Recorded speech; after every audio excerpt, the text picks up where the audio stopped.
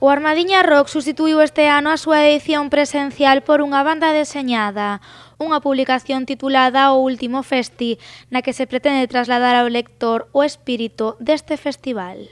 A idea que ten este libro é que a xente viva o festival, a xente que vai, que se sinta reflexada na historia e nos lugares que aparecen nel, lugares nos que transcorre o Armadiña Rock, polo casco histórico, por as prazas da Rualeira, do Padrón, da Chousa.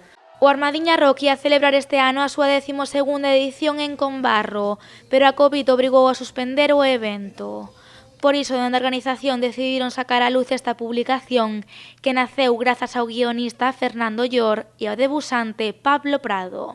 É a historia de catro chavales, nese ano no que hai a transición entre o instituto e a universidade, 3 deles van marchar.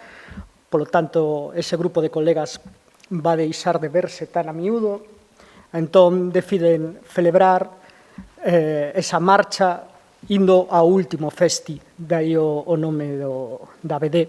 Eu, pola miña parte gráfica, intentei que tanto a cor como o debuxo pois fosen ou buscasen trasladar esa sensación como de experiencia moi forte, non? Tanto de son como de vivencia ali.